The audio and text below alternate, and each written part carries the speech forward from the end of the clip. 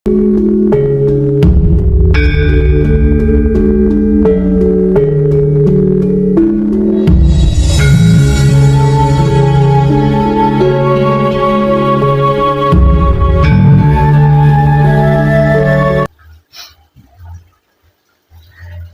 hafal belum apa dan bagaimana itu wahyu panca gaib dan wahyu panca laku? Sudah hafal? Hafal. Panjenengan hafal? Nggih. Tentang apa dan bagaimana itu wahyu panca gaib dan wahyu panca laku kan? Hafal nggih yang saya tulis di sana. Kalau sudah hafal tentang apa dan bagaimana itu wahyu panca gaib, nah selanjutnya patrap dan bacaan-bacaan juga hafal nggih? Nggih, bisa hafal. Coba ini patrap apa ini? Patrap kunci. Kalau ini patrap apa? Patrap paweling. Kalau ini patrap apa? Patrap mijil. Nah, kalau seperti ini patrap apa? Palungguh. Nah, kalau seperti ini patrap singkir. Nah, kalau Gusti ingkang Moho Suci itu bacaan apa? Bacaan kunci. Nah, kalau siji-siji, loro-loro, telu telonono itu bacaan apa? Bacaan paweling. Nah, kalau dengan menyebut asma sejati itu bacaan apa?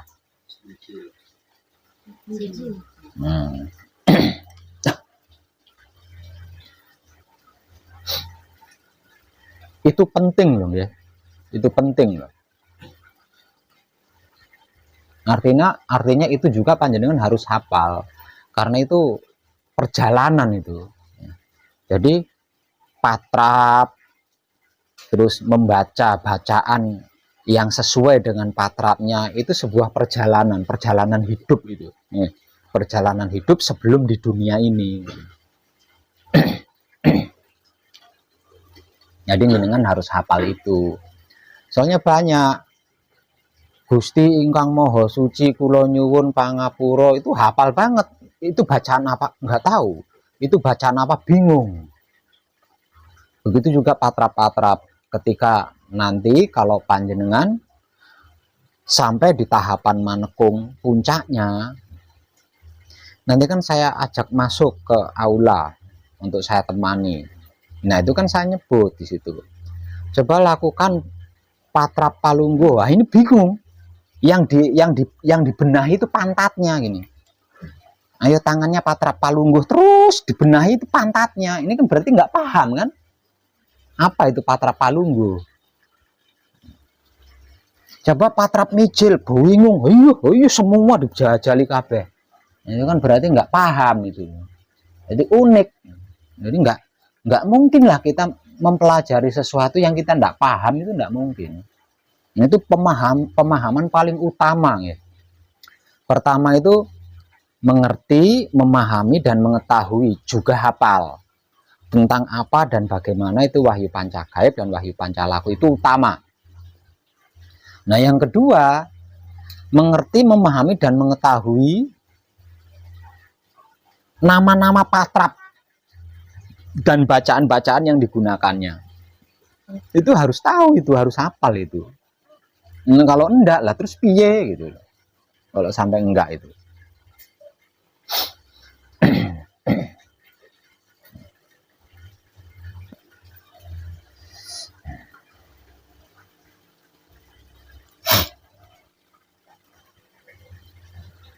Nah, terus yang ketiga panjenengan jangan pernah merasa lulus untuk mencari tahu tentang wahyu panca laku ketika sebagai sifat dan ketika sebagai sikap. Cari terus selahnya untuk jenengan pribadi itu di mana gitu. Misal contoh wahyu panca laku sebagai sifat. Yang pertama adalah pasrah kepada Gusti. Kepasrahan menurut panjenengan itu loh, kliknya di mana gitu loh. Itu harus jenengan cari terus itu. Harus jenengan cari terus. Karena apa? Karena kepasrahan setiap orang itu karakternya berbeda-beda gitu ya, berbeda-beda. Lah panjenengan harus menemukan talenta panjenengan sendiri. Talenta panjenengan, kepasrahannya itu di mana, kliknya itu di mana gitu. Ini harus jenengan cari terus. Jangan pernah merasa lulus di situ ya. Jangan pernah merasa lulus. Contoh lagi Wahyu Pancalaku sebagai sikap. Yang pertama adalah manembahing kawula Gusti. Lah, manembahing kawula Gusti, manembah menurut panjenengan pribadi itu seperti apa dan bagaimana? Itu harus jenengan kaji terus itu. Jangan pernah merasa lulus di situ. Karena bekal kita itu. Senjata yang diberikan oleh Maha Suci itu. Jadi kita harus hafal itu. Harus hafal. Jadi jangan sampai nanti megang silet digunakan untuk menebang pohon. Nah ini jangan sampai. Megang pisau digunakan untuk membelah bambu. Nah ini jangan sampai seperti itu. Karena apa itu? Karena nggak hafal kan? Nggak tahu kan? Karena tidak tahu. Itu harus panjenengan cari terus itu.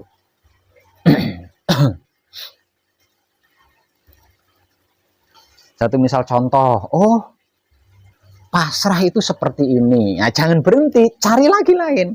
Bentuk kepasrahan yang lain dicari lagi. Karena apa? Karena kepasrahan ini ada banyak macamnya. Nah, pasrah ketika dalam perjalanan tidak menemukan makanan dan merasakan lapar. Nah, ini bentuk pasrahnya beda ini ya, beda. Atau ketika melakukan pekerjaan tapi nggak jadi-jadi dikarenakan minimnya pengalaman atau kurangnya pengalaman, sehingga pekerjaan yang sedang dikerjakan ini nggak jadi-jadi. Nanti harus bagaimana, itu kan melelahkan banget. Nah itu juga bentuk kepasrahannya itu beda lagi tuh. Makanya cari terus di situ, cari terus.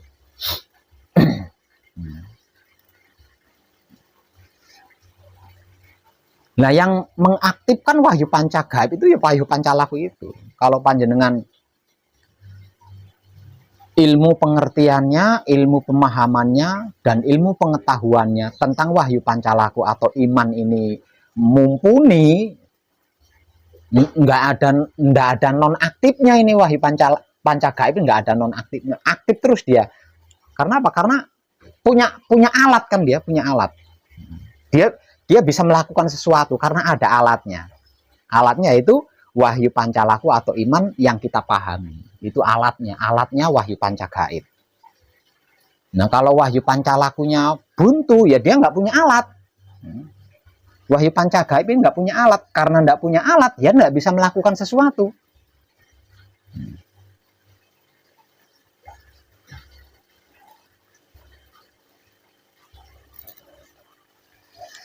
Soal yang lain tak usah dipikir. Tentang yang lain ndak usah dipikir. Cukup gunakan otak panjenengan untuk berpikir tentang apa dan bagaimana itu wahyu pancalaku. Ketika sebagai sikap atau ketika sebagai sifat. Menurut panjenengan pribadi. Karena wahyu pancalaku ini kan iman ya. Yang selama ini dikenal dengan sebutan iman. Nah iman ini kan nggak bisa dipaksakan, katanya itu kan nggak bisa. Wahyu pancalaku ini katanya dipaksa atau terpaksa itu nggak bisa gitu loh, nggak bisa. Jadi panjenengan harus menemukan sendiri. Selain katanya saya, panjenengan harus bisa menemukan sendiri titik klimaknya wahyu pancalaku ketika sebagai sikap dan ketika sebagai sifat. Karena dengan itu nanti wahyu pancagaib panjenengan itu aktif terus. Karena dia punya alat, punya sarana untuk melakukan sesuatu hal.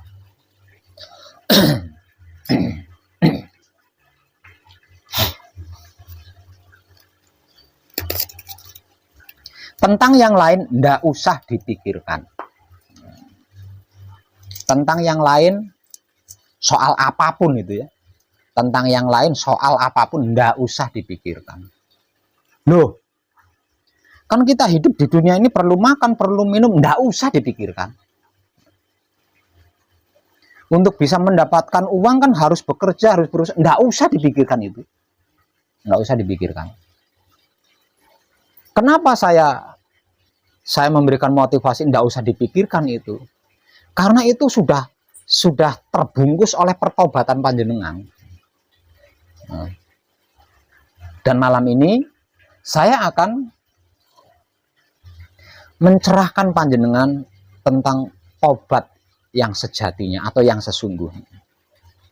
Nah, selama ini manusia kan takut dengan yang namanya tobat, itu kan takut ya. Nah, ada kata-katanya padahal hanya 6 huruf ya. Hanya 6 huruf. Tapi itu sangat menakutkan itu. Sangat menakutkan. Ada yang berani. Tapi pemikirannya belum waktunya. Saya masih umur 17 tahun. Belum waktunya deh bertobat. Nanti kalau sudah 40, 50 tahun baru saya akan bertobat. Itu maksimal itu yang berani itu. Yang berani mendengarkan kata-kata tobat itu aja masih menunggu usianya 50 tahun, 60 tahun. Alasannya kenapa? Alasannya kalau saya bertobat masih umur belasan tahun, wow, saya nggak bisa bersaing bisnis, nggak bisa bersaing pekerjaan, ya, nggak bisa melacur, nggak bisa berbohong. Dan gitu ya, pemikirannya yang ada di otaknya seperti itu, yang ada di otak. Simpelnya, taubat itu adalah momok yang paling menakutkan bagi manusia hidup, khususnya di era modern.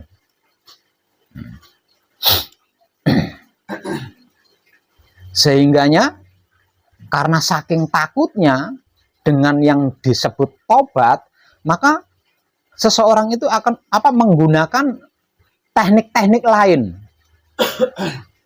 Yang digunakan adalah teknik-teknik lain selain bertobat. Padahal bertobat itu satu-satunya teknik yang paling tepat. Satu-satunya teknik yang paling tepat, satu-satunya teknik yang terbaik, satu-satunya teknik yang terdekat. Dan satu-satunya teknik yang termudah. Gratis pula, tobat itu nggak bayar. Nggak dipungut pajak kan. Tapi dikarenakan itu sudah menjadi momok bagi dirinya, dia sisihkan tobat ini, dia cari teknik-teknik lain selain bertobat. Dan uniknya lagi, teknik apapun yang digunakan itu tidak menjadikan dia jera. Padahal teknik apapun yang digunakan itu tidak ada satupun yang mengantar dia kesuksesan, itu tidak ada. Tidak ada satupun yang bisa mengantarkan dia ke kesuksesan, itu nggak ada. Tapi tidak jera-jera. Gagal, ganti lagi teknik lain. Gagal, ganti lagi teknik lain. Begitu mendapatkan motivasi tentang tobat, tunggu dulu. Nanti nunggu usia saya 50 tahun. Sekarang saya mau cari teknik-teknik lain dulu. Ya. Unik kan manusia. Nah.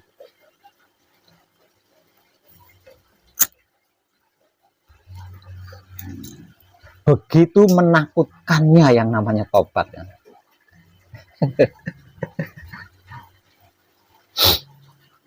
Terus yang kedua ini tentang yang dimaksud Tuhan ini.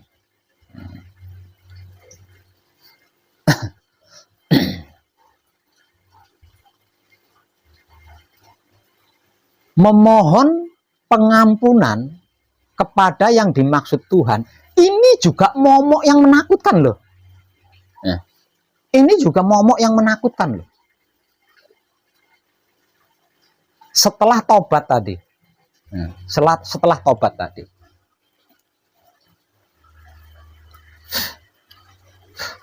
karena takut, saking takutnya dengan yang katanya memohon, kata-kata memohon pengampunan kepada Tuhan ini tadi, sehingganya dimohonlah yang lain-lain. Yang dimohon itu yang lain-lain, bukan pengampunan yang dimohon. Yang dimohon umur panjang, yang dimohon sehat, yang dimohon lancar rezekinya, yang dimohon sukses bisnisnya, yang dimohon dagangannya laris, yang dimohon banyak cowok yang jatuh cinta, yang dimohon banyak cewek yang jatuh cinta. Yang dimohon itu bukan pengampunan, karena saking takutnya. Unik kan manusia. Padahal memohon pengampunan itu adalah satu-satunya permohonan yang terindah. Nggak ada yang lebih indah dari itu.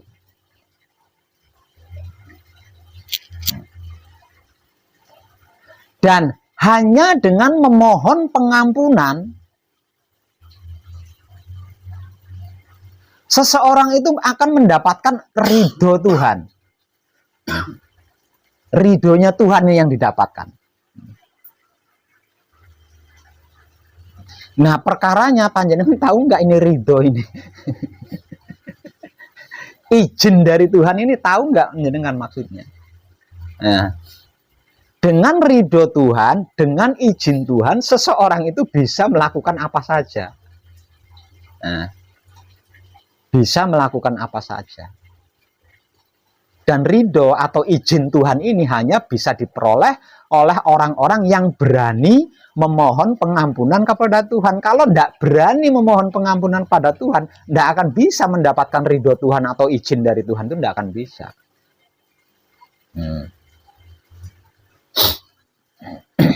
Ada kalanya berani memohon pengampunan kepada Tuhan. Nah, permohonan pengampunannya ini disertai dengan permohonan-permohonan lain yang banyaknya dan panjangnya itu melebihi gerbong kereta api. Gitu ya. Drawing gandeng. Lah ini.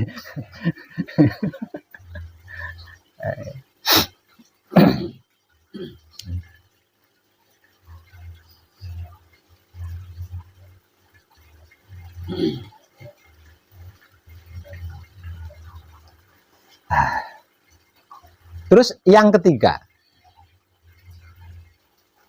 adalah mati. Mati malah yang ketiga ya urutannya. Mati justru urutannya ada di ketiga mati.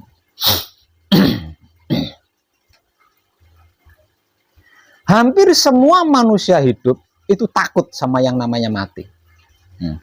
Takut. Kenapa? Karena ketika seseorang mengalami kematian, maka dia akan kehilangan semua yang dia miliki, termasuk kelaminnya. Ini yang membuat seseorang takut ya.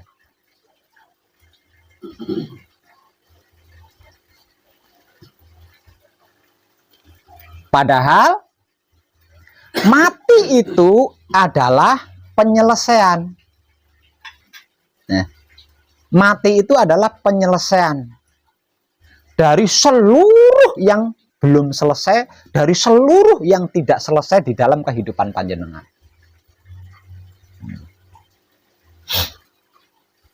Jadi bisa dikatakan mati adalah jalan keluar. Mati itu adalah satu-satunya jalan keluar dari kehidupan di dunia ini. Untuk bisa keluar dari kehidupan di dunia ini, selain mati itu nggak ada.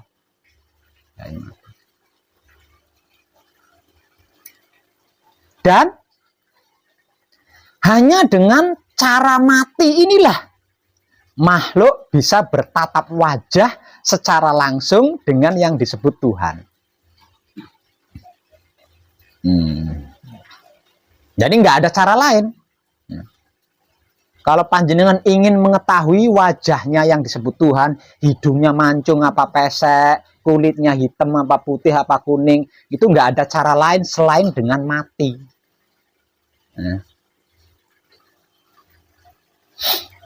Dan seluruh makhluk akan mengalami itu. Karena itu perjanjian, gitu loh. Karena itu perjanjian antara makhluk dengan Tuhannya. Jika Waktumu aku anggap sudah cukup, maka engkau harus menghadapku. Itu perjanjian itu.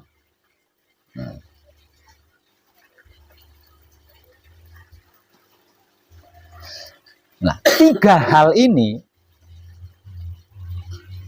adalah momok yang paling menakutkan bagi seluruh manusia hidup. Padahal tiga hal inilah kehidupan manusia yang sesungguhnya di dunia ini.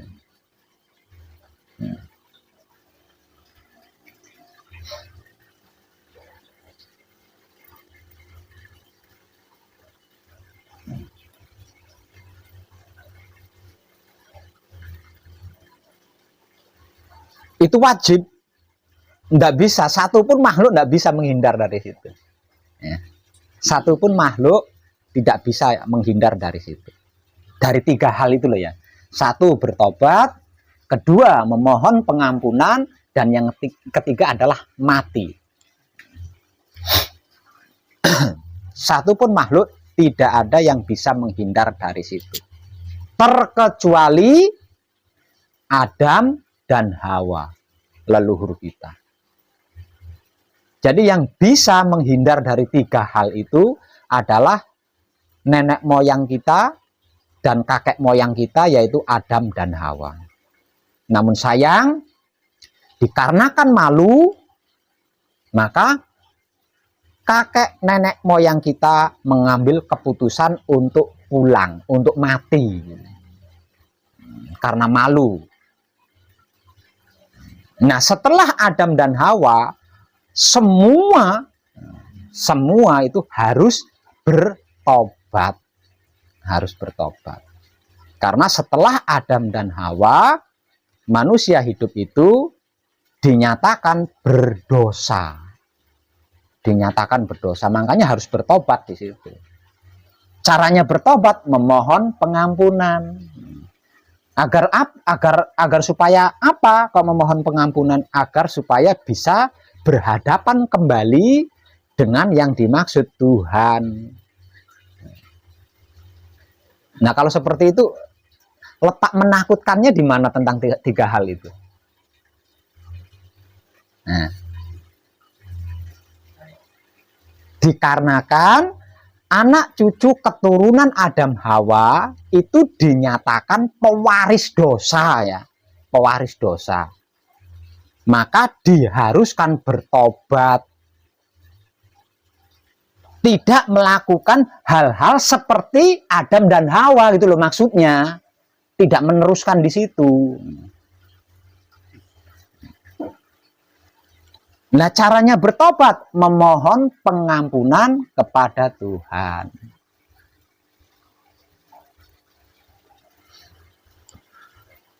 Apa hasil daripada memohon pengampunan? Secara awam ya pasti diampuni kan? Secara spiritual akan mendapatkan yang dimaksud Tuhan.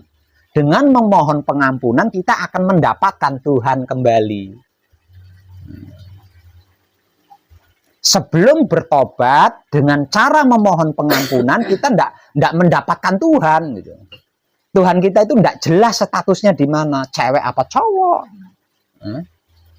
di timur apa di barat, nggak tahu, nggak jelas statusnya, karena kita belum bisa menghaki. Untuk bisa menghaki Tuhan lagi seperti awalnya tadi, seperti awalnya sebelum kita dilahirkan, maka kita diharuskan bertobat. Artinya berhenti tidak melakukan atau tidak meneruskan kesalahan-kesalahan yang pernah dilakukan oleh Adam dan Hawa. Gitu. Nah, caranya bertobat, memohon pengampunan, senantiasa memohon pengampunan, bukan memohon yang lain gitu.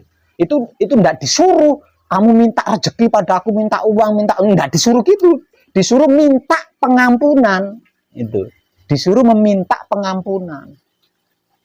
Lah, dengan memohon pengampunan tersebut kita akan memperoleh Tuhan kembali. Nah, kalau kita sudah memperoleh Tuhan, mau apa jenengan? Lawang Tuhan itu maha segalanya. Nah, kalau sudah seperti itu, letak menakutkannya di mana? Bilang gitu. Letak menakutkannya di mana?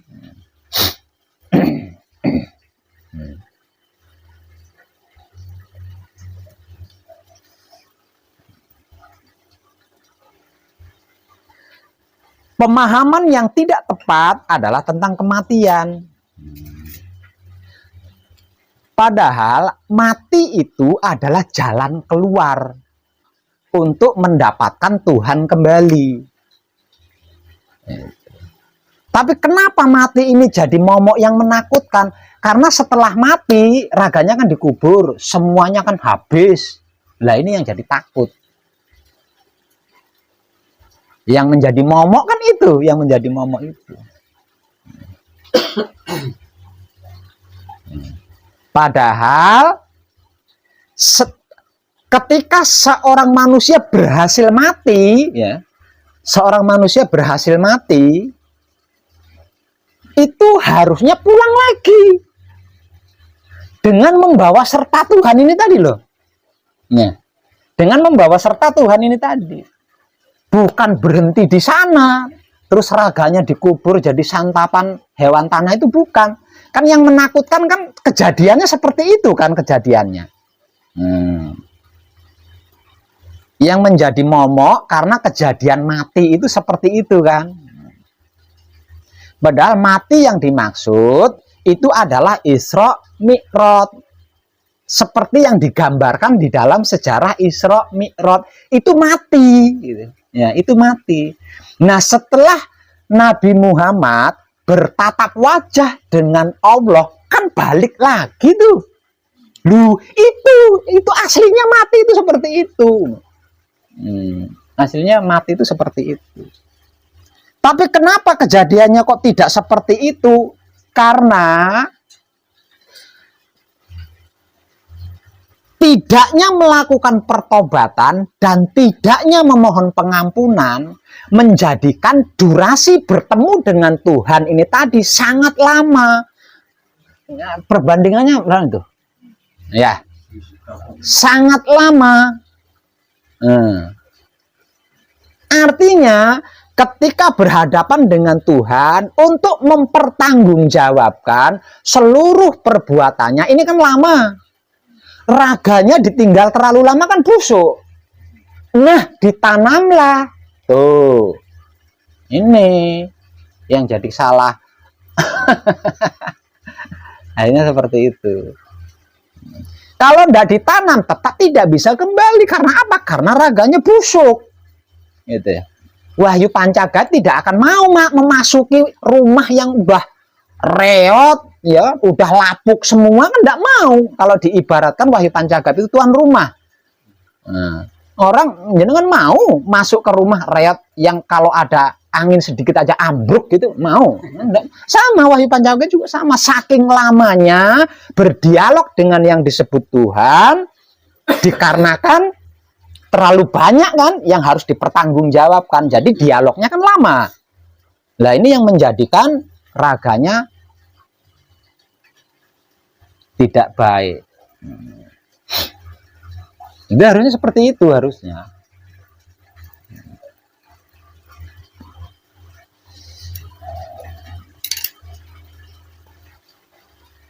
Nah, setelah bertemu dengan yang dimaksud Tuhan, ini balik lagi ke raga, membawa apa? Membawa tugas baru lagi sebagai manusia baru. Karena Tuhan itu Maha Pengampun, jadi seluruh peramal perbuatannya tadi yang kemungkinan banyak nggak baiknya itu diampuni. Oke, kalau dengan bahasa humor ya, oke, masa lalumu aku ampuni, tapi saya beri tugas lagi kamu. Ini selesaikan dengan baik. Nah, tugas baru ini dibawa lagi pulang. Masuk lagi sebagai manusia baru dengan tugas baru, tapi wujudnya tetap sama, tidak ganti wujud. Nah, kalau raganya udah dipendem, nah ini kembalinya ini dengan wujud baru lagi. Kembalinya itu dengan wujud baru. Ya, kalau wujud barunya lebih ganteng, lebih cantik. Nah, kalau wujud barunya cacing,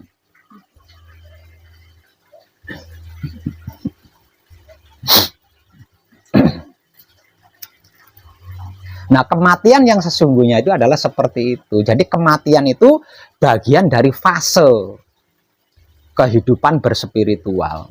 Puncaknya itu, puncak mati itu. Tapi mati ini tidak akan bisa dicapai kalau belum memohon pengampunan. Lah, memohon pengampunan menjadi percuma kalau belum bertobat. Karena apa? Karena malam ini mohon ampun, besok melakukan lagi.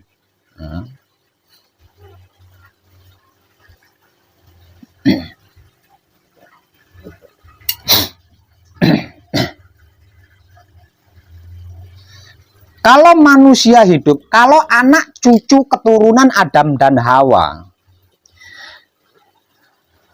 dilahirkan ke dunia ini hanya untuk seperti itu, lalu bagaimana dengan makan minumnya kami? Loh,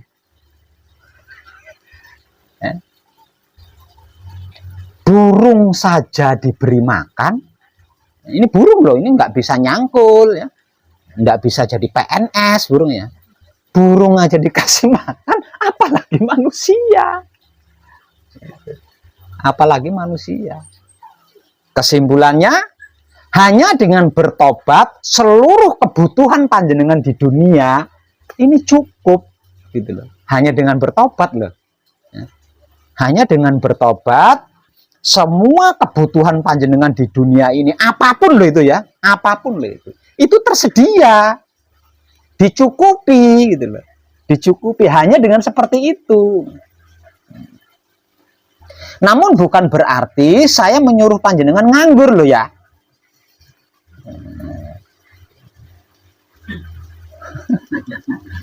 Wah, berarti Pak Web sama dengannya nyuruh saya nganggur, ini nggak boleh kerja. Wah, gawat dengan.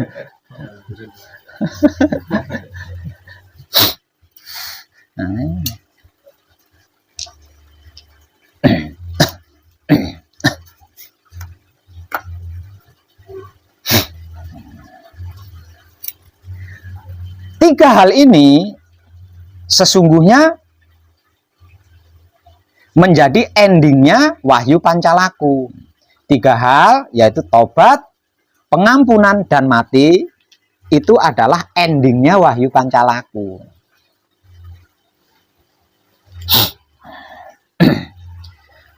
Ketika panjenengan melakukan tiga hal yang sudah saya sampaikan tadi secara bertahap, yaitu mulai dari tobat, terus bermohon pengampunan secara kontinu, pada akhirnya kan akan mendapat mat di hati, ya, mat di hati. Jadi iman di hati, kekuatan iman di dalam hati, bukan perpisahan antara hidup dan raga, bukan ya. Itu panjenengan sudah tidak meragukan Tuhan. Ketika itu terjadi pada diri panjenengan, berarti panjenengan sudah tidak menghina yang dimaksud Tuhan lagi. Sudah tidak meremehkan yang dimaksud Tuhan lagi. Sudah tidak meragukan lagi. Nah, selama ini apapun yang kita lakukan kan sesungguhnya itu justru menghina kan? Menghina yang dimaksud Tuhan. Meremehkan yang dimaksud Tuhan, meragukan yang dimaksud Tuhan. Apapun bentuk upayanya loh.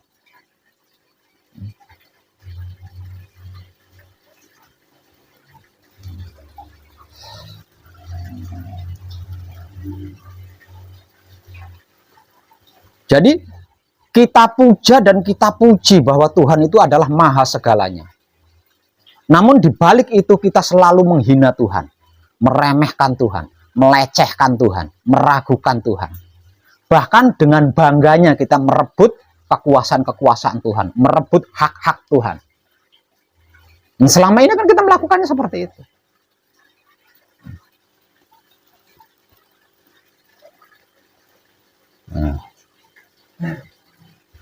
Dianggapnya Tuhan beragama, itu sudah meremehkan sekali itu.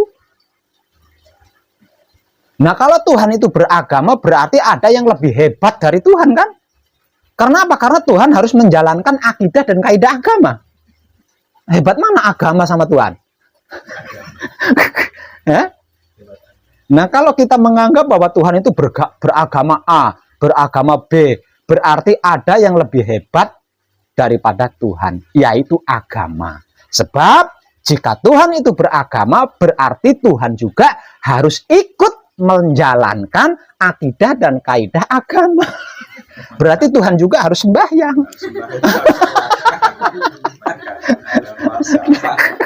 Harus hadir.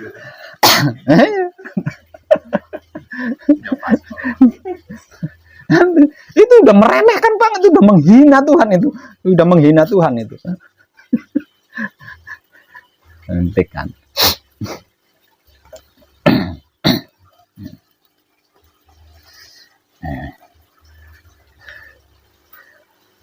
Jika panjenengan tidak ikut mengasumsi bahwa Tuhan itu berada di agamaku, maka bersiap-siaplah untuk masuk neraka. Ini gawat ini.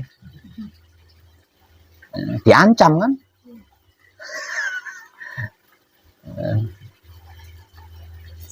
Tapi kalau ikut mengasumsi bahwa Tuhan itu berada di agamaku, satu agama dengan aku, kamu akan menjadi bidadari surga atau bidadara surga, yang nantinya juga akan berjodoh dengan bidadara atau bidadari. Wih, mantap.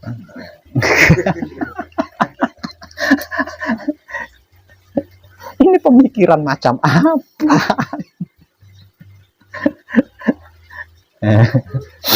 Itu.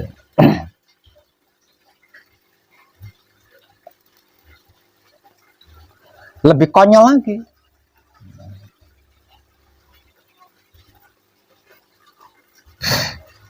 Sebagai seorang hamba yang patuh kepada Tuhan, kamu harus beriman kepada ini, harus beriman kepada ini, harus beriman kepada ini, kepada ini. Waduh, imannya ini dibagi-bagi banyak banget.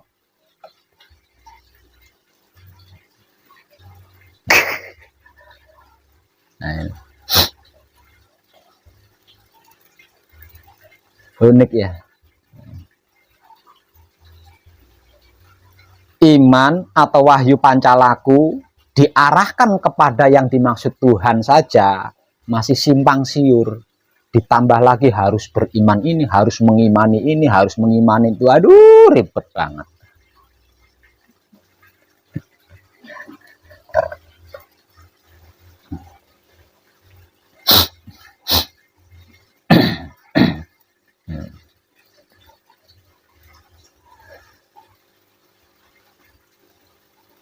Selama ini cara kita berserah diri, cara kita pasrah juga lucu. Cara kita berserah diri atau cara kita pasrah kepada Tuhan itu juga lucu. Kelihatan banget munafiknya. Bagaimana tidak? Ya Tuhan,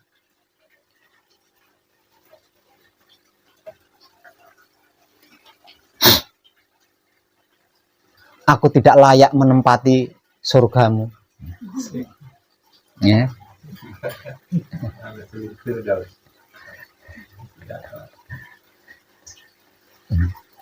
Tapi aku takut di nerakamu.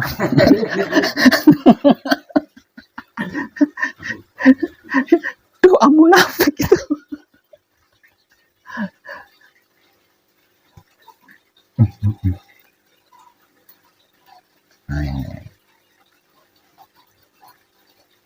Kembali kepada pokok awal, yaitu tobat atau bertobat, memohon pengampunan agar mendapatkan mati, agar mendapatkan mati, nggak mendapatkan kekayaan loh ya. Nah, jangan salah paham ya, dengan untuk mendapatkan mati, untuk bisa mendapatkan mati lillahi ta'ala, mati yang kita setujui dan disetujui oleh Tuhan gitu. Sama-sama. Kalau dalam bahasa Malaysianya itu berkongsi atau bersekutu. Kematian yang bersekutu antara saya dengan Tuhan saya. Loh, ini kematian yang kalau itu sebuah keindahan, nggak ada yang lebih indah dari itu, nggak ada. Kematian atas dasar persetujuanku dan persetujuan Tuhan. Itu kalau digambarkan sebuah keindahan, nggak ada yang indahnya melebihi itu nggak ada. Dan itu rasanya itu nggak bisa saya gambarkan gitu loh. nggak bisa gambarkan. Nah, untuk mendapatkan itu, satu, kita harus bertobat dengan cara selalu memohon memohon pengampunan. Nah, nanti akan mendapatkan ilham atau wahyu mati ini tadi. Ya, mati. Jadi pertemuan antara hidup yang ada di dalam raga saya dan maha hidup. Seperti yang digambarkan di dalam Isra Mi'raj.